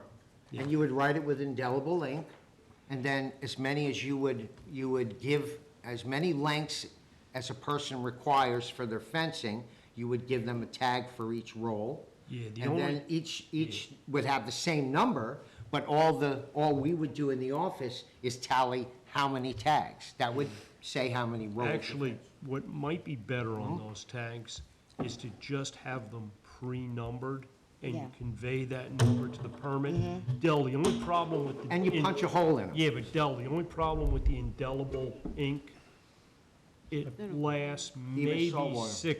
it left the sunlight. Oh, Lasts yeah. maybe 6 months Okay. is all you're gonna get out of it. You're not gonna be able to read it. All right, well, I'm sure there's a way we can get a But number I think on what you, there otherwise. no, but I They think what make you 'em could with a do is number? just have those pre-numbered, Pre-numbered, sure. okay, that's They part of the become- printing But process. see, then we wouldn't, We just yeah, but, They Give- would, But the keep numbers track we of what wanted to numbers you give correspond. somebody. To the application, but, they don't have to, it's just, that becomes the number of the application. I Yes, thought we were gonna put you- the permit number on yes. it. sure, but how many, but we wouldn't know how many rolls there were, so we wouldn't know. Doesn't matter, what you do is when you do your application or when you issue the permit, all you do is, So if they had 6 rolls, you would all you mark them do- down as 1 through 6. all you do is you issue the numbers. You put the numbers right on their permit, so that if, let's say, this becomes some rack on the beach, it's easy for Arlene to trace these numbers down. Gotcha. So it doesn't matter. If you know, some jobs, you might have 10 rolls, okay? So there could potentially be 10 numbers. Gotcha. on. Where you get Gotcha. 10 number 10s or 10 number 12s or 10. Well, that's what I was saying. No, but you know Jim's what? saying, Now no, you're we not just- dealing with these number ranges, 178 through 195. Yeah. Yeah, but the only problem you run into with that is then you're gonna get yourself into a situation where you're gonna have a friggin' number left over. Three people Yeah. could have the same And, number. Yeah. yes. Yeah, yeah, yeah. Yeah, so this way, hey, it's So, a little yeah. bit of a pain in the ass, but the reality is, the typical, like if you get down in, let's say, Marlin Drive area, the typical frontage down there is between 100 and 140 feet, okay? So you're using a third more than the frontage, or half more than the frontage. So, you know, you got another 75 feet or whatever, they'll be able to issue enough of these numbers. Yeah. You're really only talking about 3 or 4 numbers on a given property. Right. And that way, it's all traceable. You don't have to worry about the thing fading or falling off. And when the supply, a little like your checks in your checkbook, when the supply starts to run low, Arlene can just pick up the consecutive numbers on the next order and do them that way. I think these are great. All right, well, we'll keep these in tow for when we get to that project, and we'll know what we can use. That's really it. Good job. I guess I'll have these, as soon as I get them, if it's okay with you all, I'll just go start putting them out. I don't have to bring them back and get you guys to, okay? Okay. These, not these. I just had another thing going back to the beaches. Do you still sit on with the town's administration on permitting of the? Yes, Francis does, yeah. every Some of Wednesday. them I've just, the first list that we've gotten with all the applications that have been approved and still pending, I just noticed on here that many of the applicants, where it says trustee, it has NA. And I'm just wondering why. It's not on the Many of list. these, many of these applications in here on our beaches Parking lot. say NA. And I'm wondering why we didn't give approval. Every time for- they get, I have them marked, I think on the other pages, if I have them checked off in red. every time somebody comes for a application for an event of some sort or gathering on public lands, including the trustees, when it's a Yeah. beach, they are referred to the trustees to get a separate permit from Right. us. Right. But if you noticed on there, there's Red there's X's? some of them, yeah, Let me that, see. What's the trustees here? Get some red X's on this. Yeah, let me see. These are the two? like, there's. Okay, there's a okay, bunch of- so this is a permit to do paddleboard lessons off of, where is she? This is Shagwong Marina. This is going through the courts. 3 Mile Harbor, Hog Creek Road. It's not the beach, it's from the, no, from the land that the town bought. There's the access down into the yeah, pond, okay. into the On Squaw Road, they bought that piece of property, the waterfront piece of property, is that it? Yeah. So it'd still that's, be a that's the trustee answer beach. to So that. that's still trustee beach. I don't think It's- there's a beach there. I so- think it goes from the piece of land that the town bought, and there's just like there's no beach there. It's just land that goes down into Hog Creek. This one here is where, Atlantic Avenue? Mark Miller said. This says no, but it should go there, to us. Yeah, there's quite a few of them in there. But all I can say is they've been referred to the trustees. Why is it not noting that on there? Some of them are The- noted, some of them are noted. Who put this that- together? There's a new girl doing it for the town. Gabriella. but she knows. Gabriella started 2 we've weeks ago, received so two it's from Mark possible that there Miller, are mistakes two here. from the Clamshell on this. Foundation. But these were, All of the current permits in the township. Prospects have not applied. And There's So they two might be- things. They might There's be the- typos. or they may not have come to us There's a yet. lot What's of the typos. date on this? So the date on this party is 6/27, so she still has time to come to us for that permit. Right, but why does it say I non-applicable? don't have that answer. I will That's- find out. That's my question. Yeah, I will They- find They all out. say non-applicable, and Yeah, they need to write needed. Well, they say no, or pending. We don't want to lose the revenue, and more importantly, there's, the beach is ours on behalf of the commonality, and we want to, establish or remind perhaps a new employee that we're not to be overlooked. But, thanks for bringing that up. And it sounds like Francis, you'll follow through up with it. Maidstone Park is not a trustee permit. but there is one on there where there was a trustee permit given. Baby I Beach, maybe, believe. or? I don't know. I'd have to look at it. There's so many of them now. Yeah. I know, we go through hundreds a year. Okay. You want to do the bills? That's just. You'll have to crack the whip at the next committee meeting. Well, Gabriella did literally start just a couple of weeks ago. Okay. So she put the spreadsheet together. She may have Yeah. problems with it. Some of it, yeah, the trustees are recognized in the permitting process. She did ask me at the last meeting about that process. Yeah. So I don't know when that spreadsheet was produced. We just got this last Thursday. I would ask that we have this a continued I'll talk to them conversation about it. at our next meeting, just to wrap it up, because it is important, sure. All right, Yeah, let's she move did on. call me and introduce herself. Let's put it on the agenda. Payment of the bills. Thank you. We have Staples, $317.76. Optimum, $133.22. Star Island Yacht Club, $13.96. Van Dyke and Associates, CPA, $840, trustee personal account. Seacoast Enterprises Associates, $106.85. Ready Fresh, $28.37. I make a motion we pay the bills. Second? All in favor? Aye. And I have a quick question concerning the pump out. Are we all positioned to have 3 employees this year, as far as we We know? have 2 at the moment. 2? Yes. Sid and the other gentleman, which of those 2? Brigham? Brigham, yes. Brigham. I know he put the one boat in the water the other day. So who's, Oh, and we do have the Bill? part-timer. oh, Bob? Bob? Oh, okay, that's who I was referring Yes, to. so we do, We got 2.5, okay. Not 2.5. Landy's not coming back this year, or he's? we don't think so. We haven't heard from him. But I know his wife is quite ill, so. So who would we don't be, expect him to come who would be replacing him? Bricks. Oh, Briggs. oh, Briggs. Brigham's Brigham through the and, harbor. okay, so we got Briggs, Brigham's. Who's the other gentleman? Sid? Sid. And? Bob. And Bob, okay. Got it, thank you. Bob's part-time. Yeah, Montauk, What, or does he do Montauk? I think he does both. I'm not certain. Bob was in Montauk last year. Yeah, he was in Montauk last year. We, I'm in discussions with them to figure out if we need another body. Full-time?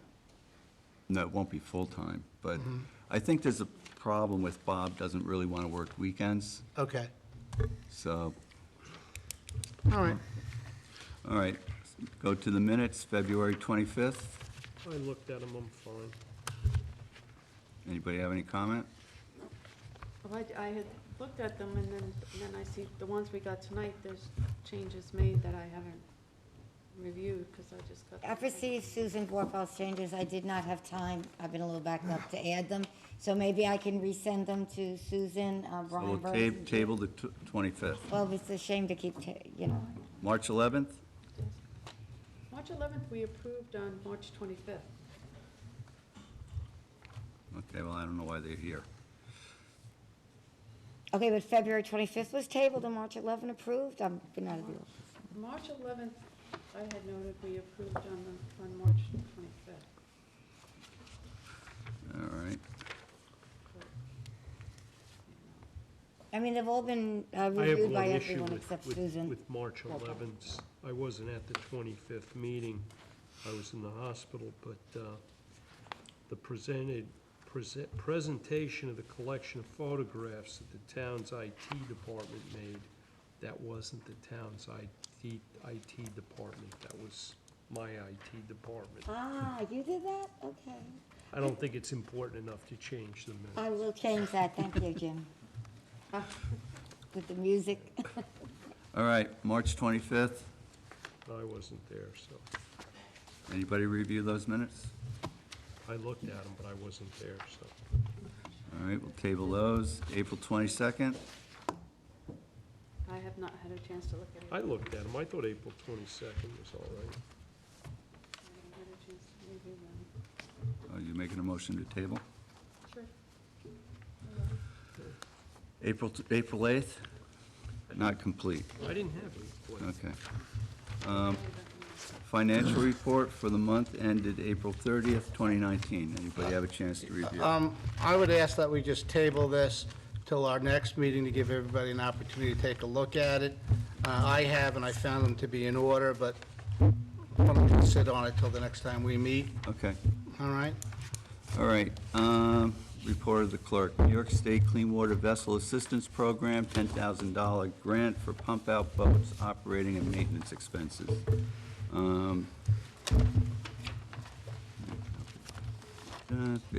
New York State Environmental Facilities Corporation is committed to helping marina owners protect state water bodies through the Clean Vessel Assistance Program. Based upon our review, we are pleased to present you with an enclosed payment of $10,000 for your completed CVAP and O&M projects. Receipt of this payment signifies the end of EFC's contractual obligations relating to your projects. However, the facility remains obligated to the program requirements of the CVAP. Thank you for your participation in New York State's Clean Vessel Assistance Program and your efforts to help keep New York waters clean. If you would like further assistance, please call. So does this mean they're no longer offering this grant? That's what it No. sounds No, like. I think I- This is just closing out last year's. Yeah, yeah, no, That's the it. So we week's ongoing, I believe. So we received our $10,000 for the pump-out boats. That's great. Yep. And who stays on top of renewing the grant? It's huge, absolutely huge.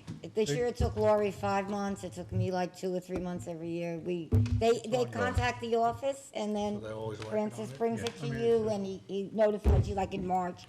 They ask us if we're interested every March, we write back that we are. and Okay. then, There's a whole schedule on the So the timetable. DEC and ourselves, it's pretty much ongoing, and, Yes. Yeah. Yes, in fact, I spoke to them today. We will be cleared to put an order in on, hold on 1 second, it's next week. The 21st, I believe. But- I know Brigham used his own truck last week Yeah, with the boats, which is Ed thanking Michaels, him very much, but you shouldn't have to do that. No. Ed Michaels is going to have his guys put the second one in. Okay, so, one last thing on the report of the clerk. I'm extremely troubled and upset. I was approached by a member of the press today, as was Jim and Bill, that was mine. And me. about a recording that they received that was apparently made from our trustee conference room. The recording included the voices of Bill, Jim, and I. And I just want to make it very clear. Recording without people's permission Or knowledge. or knowledge in a public building is a Class E felony. I have reported this to the Suffolk County DA. They have started an investigation. Every one of us should expect to be interviewed by them, and I intend to pursue this as far as we can. That's all I want to say. Okay. Anybody else want to add to it? Hey, guys, the only comment I'm going to make about this, what I find particularly disturbing here is when somebody, whether it's another member of our board or a member of the public, comes to us to have a meeting or discussion about an application or an issue, they're coming to us with the understanding that they're having a private conversation, okay? If some member of this board felt the need to spy on other members of this board, it is a crime. That's And- obvious. What, and it you should think be- it's a member of the We don't board? I think We it would don't know. I think it would almost have to be somebody who has access to our meeting room, okay? Because these are tapes that this started out as a rumor a month ago from Rona Klopman, okay? Rona Klopman grabbed an individual and shared some information that tapes were made in our conference room without the individual's knowledge. Comments were made to include the individuals that were on that tape, and some rough dialogue, not dialogue, but subject matter to this. Okay? We took it seriously a month and a half ago. We had a discussion with our council, and this was something that you didn't know whether this was somebody just trying to stir the pot, whether there really was something to this, okay? That information included individuals that had copies of these tapes, and one paper in town that tape had been distributed to. Up until today, we took that as just a rumor, okay? We were approached today by the East Hampton Star, okay? And they have listened to the tape, okay? And it doesn't matter what's said on there. The fact of the matter is it was said in private with the understanding that it was private, okay? And for any individual to engage in that, not to forget the fact that it was childish. The fact of the matter is, it's a crime. And if anybody, any member of this board was either involved in it or complicit to it, Or has or had information. knowledge of it, I would expect that there's gonna be some hell to pay here. Because you know what? I don't like it. I feel violated. I think anybody who was recorded there, any member of the public who came to us and is on that tape should feel violated because they didn't come to our offices to get spied upon. That's it. Well, I'll make a comment because I've actually heard the tape. And I gotta say, it's pretty disturbing what I've heard on it. Doesn't matter what's on No, there. it doesn't, Francis, you're right. Nothing It was matters. illegal, and it's not right. You're absolutely correct. It's not right. It's against the law. Well, regardless. It's against the law. It's a- Okay, and yeah, and it is Del, if against you've the law. listened to the tape, I can only assume that you were complicit to the recording or distribution of this tape. I'm sorry? None of us have heard it. Yeah, the first I heard, It was- I got a phone call today that said, you know, that a newspaper had received a copy of a tape and that, you know, my voice was on it. And I said, well, you know, okay. You know, I mean, it's very disturbing that, it's like the sanctity of our office has been violated. Absolutely. And again, I we'll have to will see what also comes say, out. Bill, I will also say, since I didn't finish, but the few times that I've been to the office, there's always people in the back room, people that aren't trustees. Now, I don't know whether they're lawyers or people, I mean, Francis, didn't you just tell me several months ago when we walked in on one of these meetings that we had, that there was a gentleman walking around taking pictures? You asked me who he was. We kind of thought maybe he was a member of Mr. Richardson's organization, or perhaps you knew I that. looked out the window and there was somebody out in the yard. There was He nobody wasn't in the room. office? No. All right. Well, I'm just saying, the times that I'm in there, I see people in there that I don't know what they're doing in there. I'm there probably every other day, and I gotta tell you, I haven't been able to get past Arlene or Lori a single time since I've been in there, so. Well, I've been there for meetings, and when you go into the back room, maybe they're members that are there for the meeting, but they're not trustees. I would hope that the DA's office can get to Yeah. the bottom of this, and This get is- to the bottom of it quickly. Okay. Anything else? That's it. I would make a motion that we close the meeting at this. Second? All in favor? Thank you.